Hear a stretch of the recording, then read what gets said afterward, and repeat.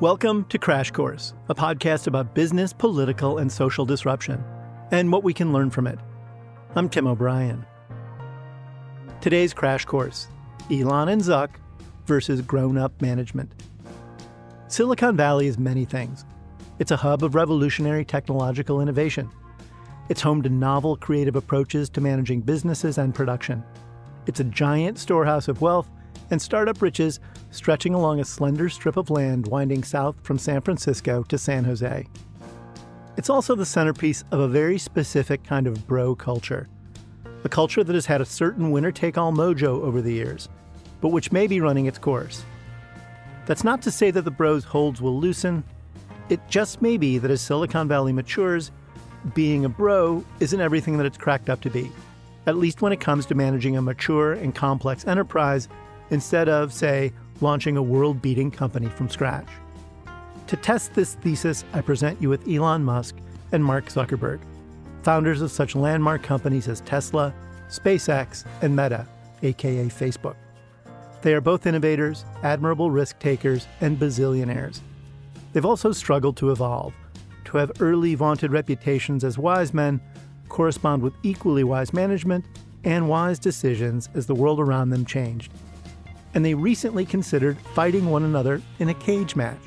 Really, they did. Joining me today to consider all of this is Kara Swisher. Kara has been watching Silicon Valley since, well, forever, as a journalist, convener of ideas, raconteur, and resident smarty. She is the host of the On with Kara Swisher and Pivot podcasts. That's a lot of podcasting. And she's an editor-at-large with New York Magazine. So, howdy, Kara. Hi, how you doing? I'm good. Thanks for joining me today. No problem. So we may come out of this with different definitions, but can we develop a working definition together of Silicon Valley broness? How would you define that? Well, it's not meant to be nice, I think, at this point. There's all kinds of cliches about groups of people, Hollywood types or producers or whatever, indie actors. And so it's just a type of person who populates Silicon Valley, who they sort of take on the patterns of the others who came before them. And so they pass it down from person to person. I guess if you had to broadly put it, and I don't think everyone fits into this, it's, an arrogance, youth, frequently wrong, but never in doubt. Use a word like pivot and, failure is just an opportunity for growth, that kind of stuff. Just this sort of basically going through the world and breaking things and then thinking it's someone else's fault almost all the time. I mean, is it an unfair broad brush? Well, to sort of so talk about broness and Silicon Valley in one breath. People are always like, lesbians have no sense of humor. I think I'm very funny. So, I don't know. I guess it does tend to fit, though. They do tend to dress alike. I think what happens is when you get in any culture, people tend to pattern match people. And so everyone suddenly was behaving like Mark Zuckerberg, right? But Mark Zuckerberg was behaving like people before him. So it's a little true. Like a lot of things, it's got a lot of truth to it. And they often do tend to look alike and wear the same clothes and have the same attitudes. But they also contain multitudes, as Walt Whitman wrote. So have I picked well? Do you think that Elon Musk and Mark Zuckerberg are emblematic of the culture of broness? Wow, in different ways. Both have changed rather significantly, although I would say, on the surface, I guess Mark would be the tech bro of the kind of bro you think about, although personally, he's quite nice. He's quite a nice guy. From what I can understand, he's quite a good parent and he's a good husband. You know what I mean? Like there's a lot more there than people would think about him.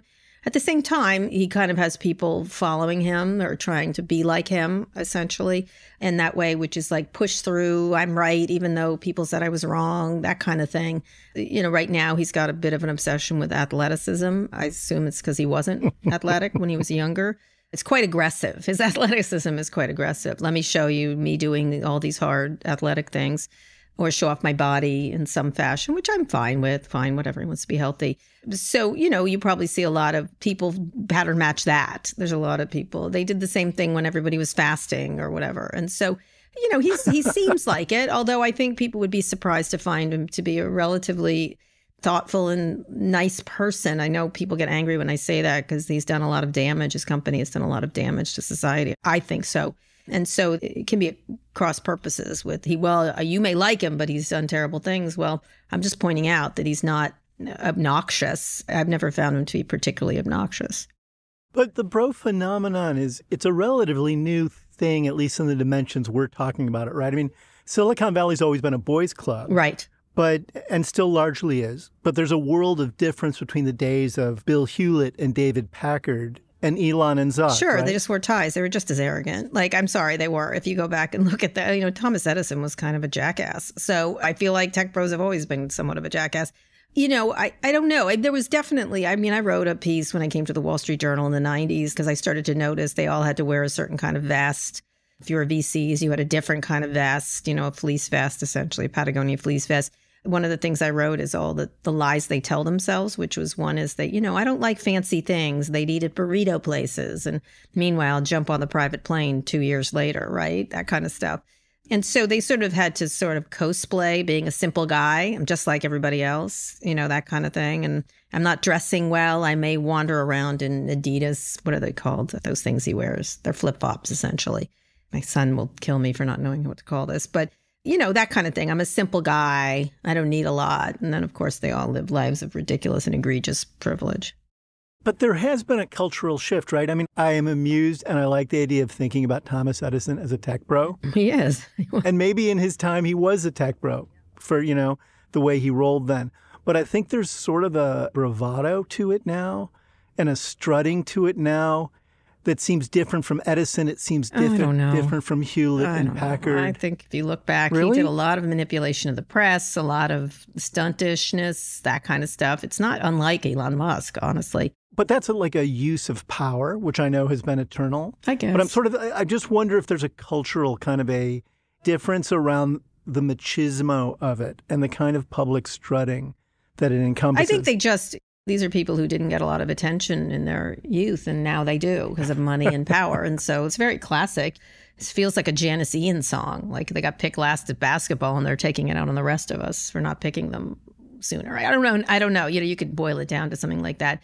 But a lot of them, tech has become cool and nerd has become cool. It's sort of the revenge of the nerds kind of scenario that has happened. And what comes with it is an enormous amount of money. Like that's really what gives them power, right? The money they have, not necessarily that they invented something, although that's also important.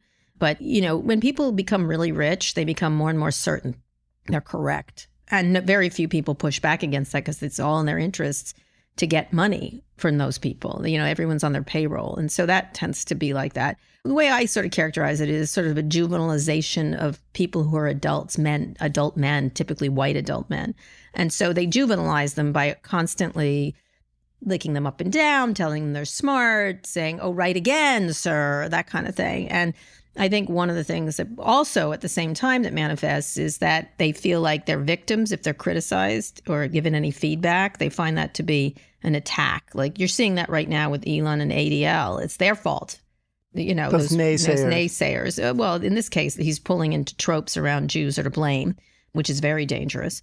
And they're naysayers and they're my enemy. He's got to always have an enemy, you know what I mean? Because you couldn't possibly have made a mistake. That's something that's very hard for them to accept.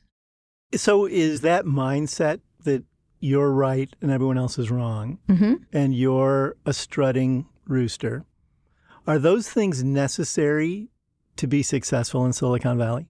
No, not at all. There's a lot of very nice people. Not at all. Not even slightly. I can think of a dozen different people who are just lovely. Brian Chesky being one of them from Airbnb. Most of the adults are fine. Even Steve Jobs wasn't that much of an asshole, not compared to these guys. Like, you know what I mean? He could be arrogant. And once he learned, he turned out to be a pretty good manager. Oh, yeah. Steve Jobs. Absolutely. Those people stayed for 20 years, right? They didn't leave, the people who worked there. He could be very difficult, but, he also, if you go back and listen to interviews, very thoughtful. He's very, I wouldn't say he was humble, but that's okay. That's fine. He was a game changer, but he wasn't just petty and juvenile. He definitely wasn't juvenile. He also had to kind of go through trial by fire, right? He got kicked out of the company he built. Yeah, I just feel like he was an adult. And sort of learned from his lessons and then came back and acted like an adult. I use the term adult. Like he was an adult. Like there's a lot of adults. Tim Cook is an adult. Reed Hastings is an adult. Reed Hoffman is an adult, meaning that they don't get into peaks if you say, "Hey, I have a problem with this." Like when I was doing an interview with Elon and he was, just forcing his employees back into the office, into the factory before anybody knew anything about COVID. You could have an argument about whether it or not, but nobody knew, and he had a certainty. I think he said something like there'll be like 0 COVID deaths or whatever or something. He didn't know. I've read all the studies. I couldn't believe it. It was completely ignorant. Everything he said about of course, COVID but he read all the came studies. from a place of deep ignorance. And I was like, we don't know. We don't know. Let's assume lack of safety until we have better information. Like, why not? And, he threatened to walk off the show. Like, I'm going to leave. I'm like, fine. Like, who does that? But like my 2-year-old. My 2-year-old doesn't even behave like that, right? It's like, who does that that's an adult? I'm going to leave. Ha, blah, blah. Whatever. It's childish. And throw my toys out of the whatever. sandbox. It's like, or someone who posts memes of boobs. Like, he always puts a boob thing up. I'm like, you're 52 fucking years old. Really? And all the young men, ooh, cool. Enough with the boob memes. Cool boobs. Like, oh, come on. Really, you're 52. It moves in on pathetic. And poop emojis. Don't forget the poop emojis. Yeah, whatever. They're 52. It's an ecosystem too, right? Isn't the venture capital community and the media part of the development of broness? Yeah, it depends. Like the venture capitalists, I always thought of them as, enabling parents. Like, oh, yes, you're a genius. Their interests were money. They wanted to make money. So anything they could say to get these guys to do what they wanted was what they would do. So more sugar? Sure. You won't get diabetes. Sure, more. I love you. You're the best. And of course, they would turn on them in a second if they needed to. But yeah, I think the culture was very much, we support our founders. And in fact, it was just bad parenting is the way I looked at it.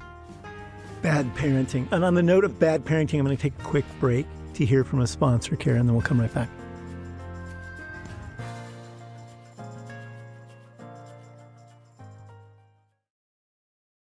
I'm talking with Silicon Valley whisperer Kara Swisher about tech bros and Elon Musk and Mark Zuckerberg. Kara, let's talk about each of these guys individually. Zuck founds Facebook, famously in his Harvard dorm room in 2004. So if you look back on his path to an IPO and 3 billion users and becoming the most vibrant global social media platform, the Apollo of the social media landscape, is there anything different about the path that he took to those various landing pads as an entrepreneur and then a businessman? He was more driven. He reminded me a great deal of Bill Gates, very driven young man at all times and very serious. At the time, if you may not recall, MySpace was the cat's pajamas for everybody, right? Everybody loved MySpace. They were cool and handsome. And remember Friendster? Yeah, although that was never cool. No. But MySpace and Chris, the guy who ran it, and Tom were cool. They were cool. They were handsome, cool men. And so that was where everybody was. And Mark was just plugging away. And the Murdochs were smart for having, remember, bought into MySpace. They did, but they think they lost money at it. I believe they did. They ultimately did, but remember at the time? Yeah, they were. It was a trendy thing. That high? Makes me think they're not smart. I think they were stupid. But Mark was plugging away with the utilitarian thing he kept calling it a utility to me. And you can imagine as a reporter, oh, a utility, how fascinating, And so I thought that was really smart, actually, because he was just sort of, I'm useful. And I used to call him a young fogey. Like he was sort of an old person in a young person's body. And so he was quite serious and very intent and aggressive, a lot like young Bill Gates, I think, in a lot of ways. And then he grows Facebook sort of in two ways, through this steamroller of an ad business, and then through acquisitions. He buys Instagram, WhatsApp as time goes on. And then organic growth sort of stalls out on him. And he has to actually try to do something with the company other than ride the wave. And the jury's still out as to whether or not he's up to that, right? Right. Yeah. I mean, that happens with a lot of people. Like Microsoft, you remember they went into media. They had MSN. They had cable. They had all kinds of little alleyways they went down, none of which worked out, except he sold software. General Electric in a completely Same different thing. industry. Everybody does that. Like, even the Google guys, they don't like search business, even though it pays for everything, right? I think we'll do elevators up the streets of San Francisco. What about a barge where we live or whatever? And now, these people making their town up in Solano County, they get bored with what brought them there and they want to do something else. And I think all these things have a life cycle, right? People will use Facebook until something else better comes along or they don't like it anymore. They get bored with it. There's a limit to growth of it. And so you've got to be really prescient. The only company that really does this over and over again has been Apple, right? Has continued to evolve relatively successfully, although they've had, if you don't remember Ping, I do. It was their social network. They tried a whole bunch of things that didn't work. And they're starting to hit some plateaus now. Everyone says with that. Their product Remember when line. Steve Jobs died? It's over. It was not over. It's worth 10 times the amount when he was living. And they brought in a very competent, boring, skilled manager in Tim Cook, not a bro. Yeah, and grew it. Didn't just manage it, grew it. the internet's littered with companies that were popular, and I've forgotten the names of a lot of them, right? That were super popular and then weren't. And these are consumer products in many ways. And so that's normal and natural for people to move on from what they're doing. And so Facebook certainly has had the longest run of successful utility for people who use it, and smartly bought Instagram, which still remains really interesting. I think what's hard is, just like with Google, is everything else pales in comparison to their original product. And very few companies can change course in that regard.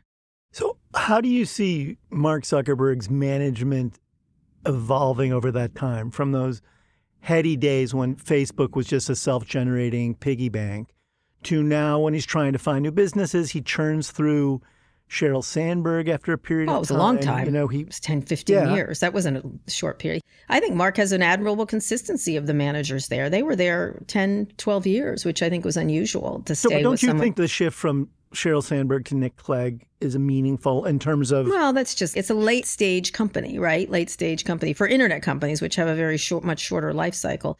Sheryl was critically important. Mark had a chaotic management style for a long time because he was young and never had run. He's actually quite good as a manager. And she was the adult in the room. Well, I hate that expression, but yeah, sure. I think, she just knew how to run a business, right? With stuff he wasn't interested in. He was interested in the products. She was interested in business. And she had come from Google, where she ran the most boring part of Google that did really well, which is this ad serving business. And she really should get a lot of the credit for, jacking the ad business as high as they did.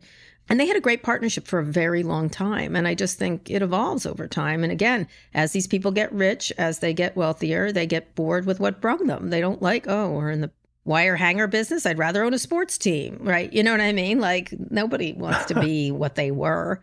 And so I think he evolved. And then, of course, he got hit with all the accusations around misinformation and Russian involvement and meddlesomeness and polarization. Being a platform for division and hate and political polarization. And so what does he do? He renames the company, going down another alley, which is the metaverse, which I think has proved rather expensive and quite premature. Well, and also sort of imposed that on an entire company because it was his idea and he thought it was the way to go. Yes, well, because he controls the company. He can't be fired. Right. But this is also, to me, another sort of signal moment in whether or not young Mark can evolve into a good manager. Like the embrace of Meta as both an idea and a name and a direction for the company that he sort of jams down on investors. He was trying to pretend he wasn't, no, I'm not Genghis Khan. I'm really Phil Jackson. I don't know, whatever. He just wanted to change his name. He didn't want to be one thing, ignore that over there. I'm over here doing this fabulous future stuff. He should have said AI, really, is what he should have said. But he said metaverse instead. And at the time, we were like, no, this is so early. This is so wrong. But it's his party. He controls the company. So that's the way it is. So let's focus on Elon for a second. He launches PayPal, famously with Peter No, he did Thiel not launch PayPal. No, that's not true. Well, it was through a merger with X.com and No, they were competitors. PayPal existed. They were rivals. They didn't like each other, that gang, Elon's gang and the other gang. Well, he had X and the other, I can't remember the other company that merged to form PayPal. I think it was PayPal, as I recall. It doesn't matter. We'll probably bore people with all this. In any case, they merged them because they were competitors. They didn't want to compete. That really was it. They were doing the same. So PayPal comes into being. And they all got together and they had a lot of problems with each other. And Elon got, jammed out of PayPal in a lot of ways. And they all made money. But he gets some of the spoils, though, when they sell it to eBay, right? I mean, that was a very lucky thing for all of them. Especially for Elon, in that it gave him a wad of cash that he uses to seed SpaceX and to take a stake in Tesla. All around the same period. Yeah, and it was unusual because all of them went off and did stupid things. And Elon, he really attracted my notice because he wasn't doing dumb things. I was like, rockets, cars. Oh, cool. You know what I mean? It was very ambitious and really interesting. And AI, he was very early. He's one of the first people who ever talked about AI with me was Elon Musk, especially the dangers of AI.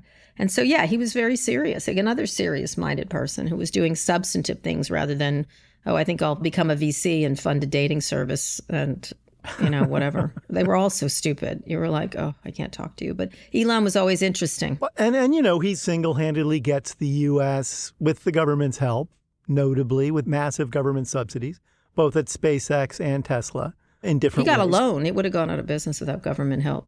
And he got government contracts from NASA at SpaceX. Yeah, he has them. He continues to. He has them. And it was sort of the foundation of his viability was getting those contracts. 100%. He's the biggest government handout person I know. And a good success. Yay. He literally is the ad for why government's good. It's corporate welfare. But it's good corporate welfare. You know, it created a world-beating commercial space missile enterprise and rocket enterprise and a transformative EV company. So kudos to him. Those aren't small things. No, they're not. Makes him the world's wealthiest man. And then he decides, as I think he becomes increasingly erratic, he decides to buy Twitter for $44 billion. Right, he did. And that's hardly the sign of someone who is a shrewd investor. Well, we'll see, won't we? Maybe he'll turn it around. It was never a very good business. Like, look, let's start with, it was a terrible business all of its life since it was founded. And it was badly managed, except for maybe Dick Costlow had a bit of a bright spot, but it never reached the potential everybody thought it was. Everyone thought it was Facebook, too. It was never a Facebook in any scope. Never made money. In terms of the user the stock base. Never moved off of $19. It was always at $19, I recall. But it was badly managed. So it wasn't necessarily a company you'd pay $44 billion. No, I think it was, it had a high there during the pandemic, I think. Who knows why stock goes up or down. But, it definitely, if you zeroed it out over the history of it, you wouldn't have paid that. No, you wouldn't have paid for that. But I thought he would do a good job. I needed someone like him to come in and be king of the place. Rather than Did you really think he'd do a good job when he first took a stake? I did, because it was a goat rodeo over there. And it was all these CEOs that came in and out and all these feelings. It was the most emotional company you've ever dealt with. You're sort of like, are you kidding me, with all your various and sundry dramas between each other? All the founders didn't like this founder. It was really exhausting to cover them. And again, it never met its potential of its influence. It had a lot of influence, but not a lot of business. And very difficult issues around, same thing, polarization. They just didn't have the resources that Facebook did. And so, anyone could come in and do something with it. If they were the right person. Right. And he certainly had the means and the motivation. He loved the product. It obviously spoke to him in some deep way, personally and emotionally. And so I thought... But no experience in none. media. And I do think managing a media company requires a certain kind of... Well, they try to pretend it's not a media of audience. Company. But it is. I know it. Of course it is. But they pretend it is. And it's a communications company. I always thought it was a media company and thought that was the direction it should go in. And I was working with Twitter to actually monetize Spaces and all this stuff. And then he comes in and I thought, okay, all right. We exchanged a bunch of emails about it. I was like, all right, you got the money, you got the attention. You could bring in a smart media executive and really do something finally, like one person making a decision. Because again, I used to jokingly, because I'm a lesbian, I can say that it was like a lesbian collective. Like no decisions were made ever. Like everyone's feelings were hurt all the time. That's a cliche of lesbians. It's not true. But it was really, there was a small handful of people who could have brought order to the place. Instead, it's his personality disorders writ large, unfortunately.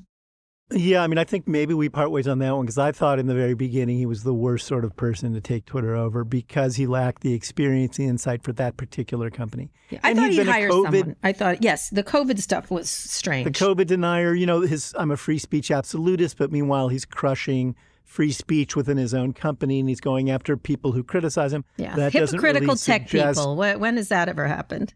Anyway. Yeah, but it doesn't suggest you're the best guy to run a media company. All I was saying is one person making the decisions. I thought he would hire a very smart media executive and get out of the way, but he didn't, because this is about him and his personality, right? His larger, emotional well-being, so to speak. Did all of that sort of erratic behavior with him, and SEC investigates him for securities fraud, for saying the Saudis are going to help him take Tesla private, that seems to have definitely all been built on smoke. Did any of that surprise you over the arc of time from when you first met him to who he is now? Yes and no. Like, you saw it there. He had a juvenile interest in memes, and especially boob memes. And I had teenage boys at the time. I'm like, oh, look, it's another one, so I had recognized the pattern. He had a lot of juvenilia, like very much sort of like stupid jokes. The COVID thing was the first time I was like, that's weird. That's weird. And then the stuff at the factories around racism and stuff like that started to pop up. He wasn't that different from other ones. And actually, he was somewhat, I would say, delightful to talk to, because he was very odd and interesting. And he had, again, he was the first person who talked about the dangers of AI. This was a decade and a half ago, right? A long time ago. And nobody was talking about that. They were all talking about whatever the latest stupid trend was for the day. And he wasn't. He was very prescient about a lot of stuff, including cars and space and everything else. And so you'd see flashes of it. I always say like about 10% of his personality was really distasteful, I guess. And the rest was really interesting. And with all the caveats you have about these egomaniacal, arrogant, narcissistic founders. And then something happened. Something turned. It's like milk spoiled. Everything became about victimization. He felt under siege. I know it sounds dumb. Do you think that's a different turn than the turn Zuckerberg took? I don't think Zuckerberg's changed personally. No, I don't. I think he's matured and he's developed as a man, I think. And in terms of Elon, he went backwards. He's like Benjamin Button, except a jerkish Benjamin Button. And so those parts of his personality as he got to be the richest man in the world, and especially with enablers or the wrong people around him, started to get really ugly. Just these people, all of whom are paid by him. And, this idea of all these fans like licking him up and down, it affected his personality, and including his family relationships with his now daughter. If you talk to people around him, and they'll only talk off the record because they're terrified of getting off the gravy train, they are worried. They are worried about that. But, they all allow it to happen because he's the sun of that particular universe. And very powerful. It's so classic, It's classic with royalty. It's, this is not a new story. It's how power functions. Well, some power, but like kings, they get a little nutty. You know what I mean? Like it just happens when nobody says, hey, just a second. And anyone who said, hey, just a second, he's thrown out of the kingdom, myself included. Whatever. I don't care. I have plenty of friends. I'm going to take another break, Kara, and then we'll come right back. I'm back with Kara Swisher. We're talking about tech bros and tech brodom. I asked you this earlier, and I want to come back to it, the degree to which Zuckerberg and Musk aren't that much different from their compatriots in Silicon Valley. I think of Jack Dorsey as sort of a junior mint version of this. Somehow they let him be the CEO of two companies simultaneously. Yeah, that's what they do. He wasn't really good at being the CEO of one company, much less two, but he got away with it. You don't see many women or executives of color anywhere in the U.S. being granted those sorts of opportunities and second chances. And then, I do think of Tim Cook as a sort of the polar opposite of both of these guys. And I think there's a lesson in that about how you manage the trajectory of successful companies, that maybe you need these crazy geniuses who are completely self-assured for a certain part of the company's trajectory, but then the grown-ups have to come in and put their hands on the steering wheel and move it along. Do you agree with that, or do you think that's too simplistic? I do think it's too simplistic because I think Tim was there from the beginning of the recovery of Apple, right? So it wasn't like he just was brought in to deal with difficult Steve Jobs was a great manager, right? You know what I mean? And so was Jeff Bezos.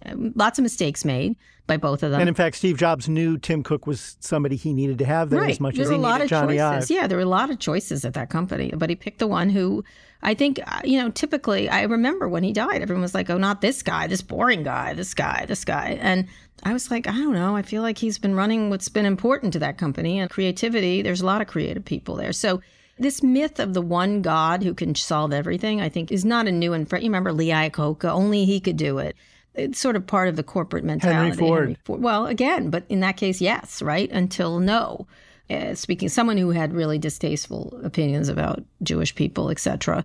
Think about that today. The Twitter was around for a lot of these people. There would have been reputations in flames much earlier. Yeah, maybe. But now it doesn't matter. You can be shameless, and I think Donald Trump introduced that. You can be shameless and you actually do better. And it's celebrated, in fact, in certain cases. Yeah, it's cool. I always love when they all do this.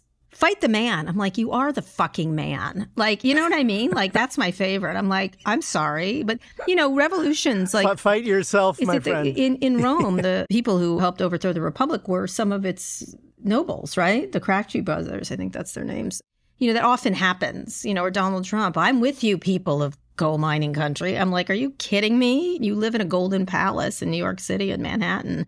But that's okay. It works for people, right? I'm your friend. And so you have to create this very P.T. Barnum-like structure around you where you have to overstate your already myriad of accomplishments in order to engender more love and more attention and everything else. And one of the things I like about Mark is I don't think, except for his kickboxing, which is fine, he doesn't really seek attention. I think he's kind of proud of it, I guess. But I don't feel irritated by that. And I'm not particularly irritated by Jeff Bezos putting up chest shots of himself.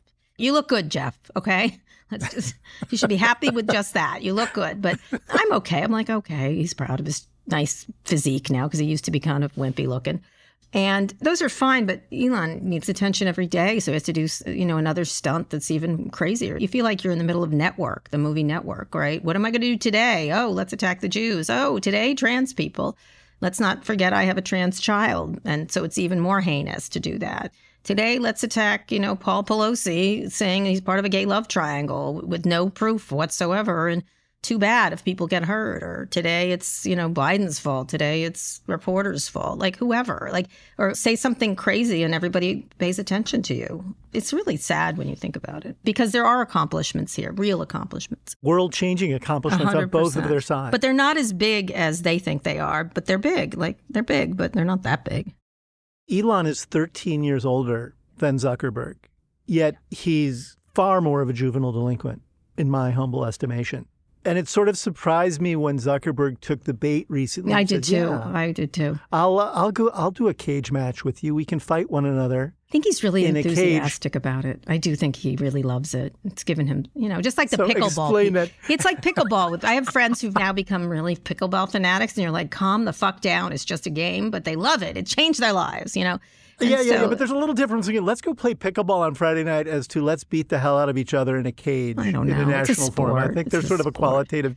It's a sport. It's something. Look, he feels bad. I don't look at, what? It is not a sport. Let's rewind. I think the difference between them. It is not a sport. I'd say the difference between them is parenting. I know I'd come back to it, but his parents are very nice. I would not say that of Elon's parents. I think he had a very troubled childhood. I think a lot of that's going to come out in this book by Walter Isaacson. That said, not everyone who has troubled childhoods turns out to be such an asshole, right? You don't have to become an asshole if you have a troubled childhood. But I do think there is a difference in upbringing with those two in a lot of ways. But I do want to come back for one last second on the cage match because it's stupid.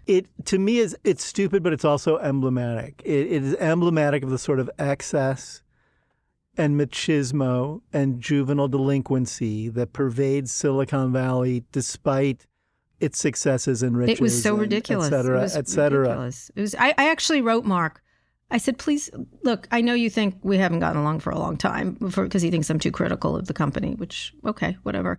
And we had that disastrous interview where he sweat and stuff, so I can see why he avoids me. But don't do this. You have daughters. You seem to be a pretty decent parent and a very decent husband. What are you doing? I'm glad you like your sport, but this is ridiculous fucking spectacle. And if you want to raise money, just give part of your giant, ridiculous, obscene fortune to someone. You don't need to do this.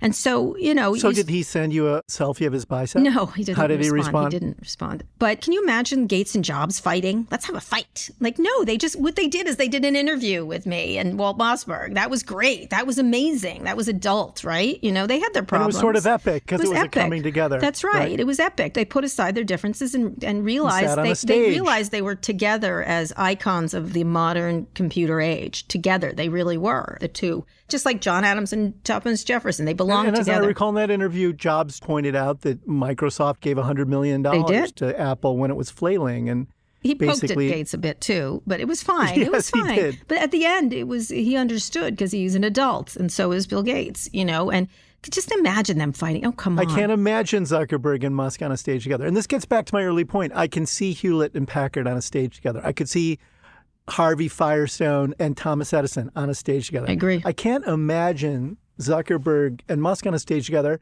And in fact, all I'm thinking about is that they're jumping around on pogo sticks challenging each other to a cage match. Well, it was really Musk that was doing it, right? And then he continued it with his weird, I'll show up at your house, which was creepy, just fucking creepy. But it was all just, look at me, look at me.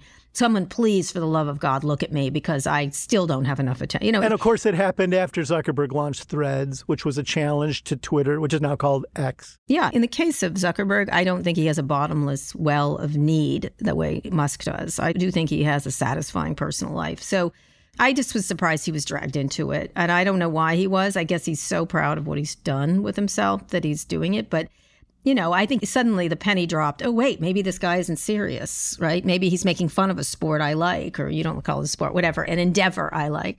And so I just was surprised. I'm so glad he's not doing it. And of course, then he was welcome to the lying world of Elon. I've got Rome on the line. The Coliseum is open. Like, what? Like, he just says shit. And then everyone's like, yeah, like, give me a break. There's a famous expression from Hollywood, hello, he lied. So I just feel like maybe he's telling the truth, maybe he's not. I just wouldn't believe anything. And I think Mark was taken in that regard. Linda Obst. Yeah, that was her that's line. right. Just Yeah. to Hello, he tip lied. our hats Yeah. to her. It's a great line. So Silicon Valley is still very male and it's very white. Are tech bros, and is that status quo a forever phenomenon? Yes. Sorry, what's going to change? What's changed in our society? Well, that's what I'm asking you. Like, what would change that? I don't know. I think our overall society is like that. Look at most of the attacks on women are led by men right now, like about abortion rights and everything else. I just, as long as there's not equal numbers of women in power, and not every woman has to agree. There's a lot of anti-abortion activists who are women, some of the more powerful ones too.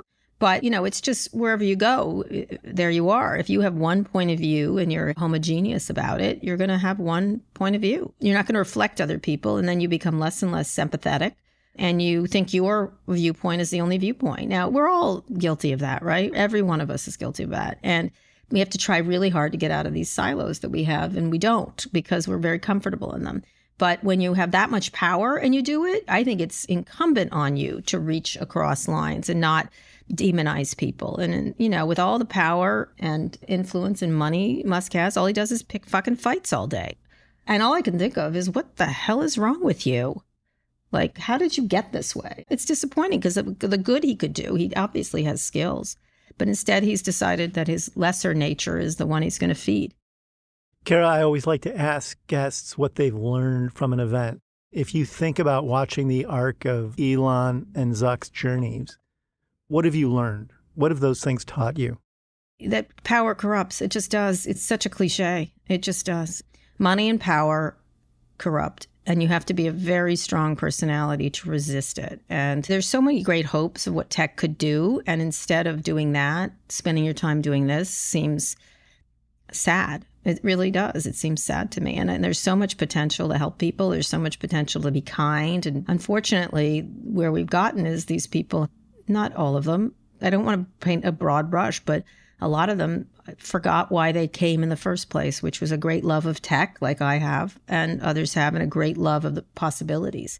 And my book's coming out in March, and at the beginning of it, I talk about a quote from Steve Jobs. I had this idea that you are either a Star Trek or a Star Wars person, because, tech people love sci-fi.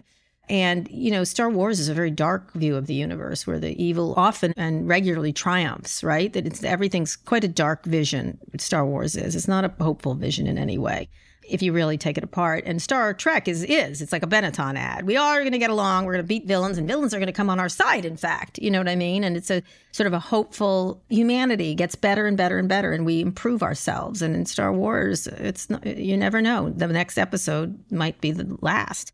And so there was an interview I did with Steve Jobs where he said, I want Star Trek. I wish we could get Star Trek. And I feel the same way. And we live in Star Wars. That's where we live now. And we've got Darth Vaders everywhere. And not redeemable Darth Vaders, just Darth Vaders that stay that way. And so that's how I think about it. I'm sorry. I want Star Trek too, as Steve said. I want Star Trek too. We're out of time, Kara. Thank you so much for joining us today. Thank you so much, Tim, for a thoughtful conversation. I appreciate it. Kara Swisher is the host of the On with Kara Swisher and Pivot podcasts, and she's an editor-at-large at New York Magazine. Next spring, she has a new book coming out, Burn Book, a tech love story. You can find her on Twitter, @Kara Swisher. Here at Crash Course, we believe that collisions can be messy, impressive, challenging, surprising, and always instructive. In today's Crash Course, I learned that Silicon Valley's tech bros may have a hammerlock on Silicon Valley's riches and its businesses longer than I expected. What did you learn? We'd love to hear from you. You can tweet at the Bloomberg Opinion handle, @opinion, or me, @Tim O'Brien, using the hashtag Bloomberg Crash Course. You can also subscribe to our show wherever you're listening right now, and please leave us a review. It helps more people find the show. This episode was produced by the indispensable Anna Mazarakis, Moses Andam, and me. Our supervising producer is Magnus Henriksen, and we had editing help from Sage Bauman, Katie Boyce, Jeff Grocott, Mike Nitza, and Christine Vanden Beilard. Blake Maples does our sound engineering, and our original theme song was composed by Luis Guerra. I'm Tim O'Brien. We'll be back next week with another Crash Course.